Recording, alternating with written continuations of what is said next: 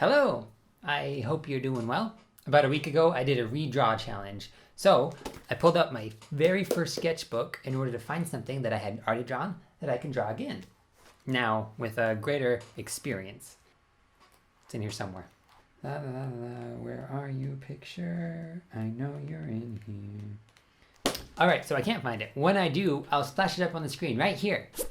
This picture of it's called a nightmare. It's a fiery horse. I first heard of it from Heroes of Might and Magic, computer game. It's basically just a fantasy mystery creature, and I decided to try and redraw it today. So let's get to it.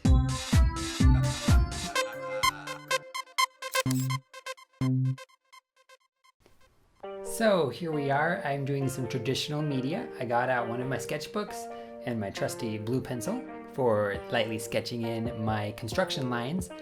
And yeah, so basically I guess I just kind of want to take this opportunity to talk about and think about some of the things I've learned in the time that I have been drawing and not been drawing. You know, sometimes I have moments where I draw less often, but it's when you practice that you learn.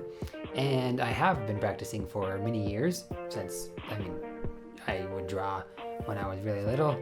And this actually, the original drawing here was in, 2008, I think. Anyway, and so now it's been several years later. I'm not going to do the math there.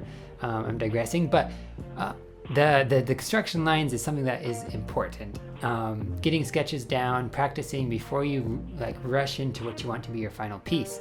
With my original one, although it was so long ago, I can't remember exactly. I'm sure that I just kind of did each part as I came to it and adjusted it. Like I would draw a leg, erase it, draw it again, and then do the next part. Maybe started with the body, but really just get some lines down that represent the entire thing first. And this is well known. I'm not the only one who talks about this. You know, artists will tell you this, and it really is important. It makes me draw better. And so this blue pencil, even though you can't really see what I'm doing right now, is helping me get the foundation down. So then I go into my penciling, my darker pencil, and I actually find that I like mechanical pencils for drawing. I didn't used to. I thought it was classy to use the wood pencil, which I still like those. But the thing about these, what do you call them? I just said it. Mechanical pencils is that they're, always sharp. It's a nice fine tip, which is helpful because when you're drawing and all of a sudden your pencil gets duller, then the line width changes and there's variation that you might not want there. So another thing I've learned is that horses are really hard to draw.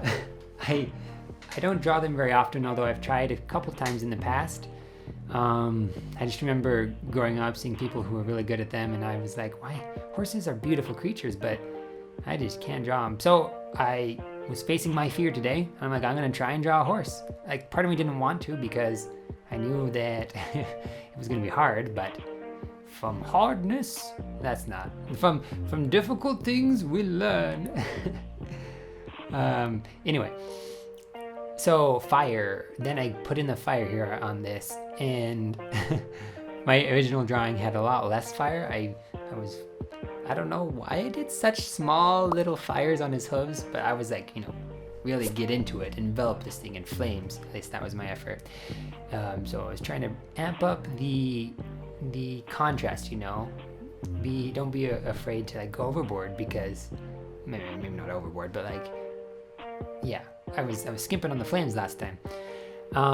And then value. Value is the next big thing that I think, this is where I really made the improvement, at least in this picture from Nightmare version 1 to Nightmare version 2, is contrast. Part of that is I had more pencils. I have darker pencils that can get darker shades.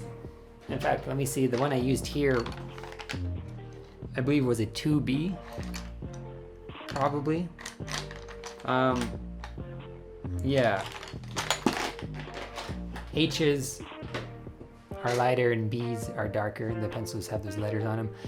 And so I just was ready to go in with darker colors on this one. And I realized that I have not practiced shading with a pencil for a long time. I did it a lot more in the sketchbook back in high school and middle school. But I can say that I was able to get more values on there, more shadows and more darks. And in art class, that's a lot of things that my teacher would tell me, like, just go darker, you need more contrast. And you can see this one really pops more than my original one. And I think that's because I was able to use those darker pencils. I mean, even if you only have a HB or a 2H pencil or whatever it is that the number 2 standard pencils are, you can get darker colors if you push harder and work for that. But yeah, so values are just something that's really important. Probably one of the most important things, I would say, for getting form and the shape and everything looking in there. As you can see, this is a different pose. I wanted to be a little bit more dynamic in the pose as well.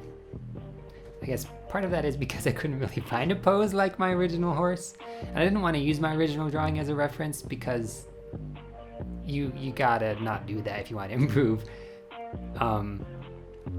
You know, having references is another key thing to drawing well. Looking at something and practicing, seeing new details and seeing new shapes and forms, and then reproducing that with your hand. So anyway, looks like I'm about done here. And so I will stop rambling. And here we have it.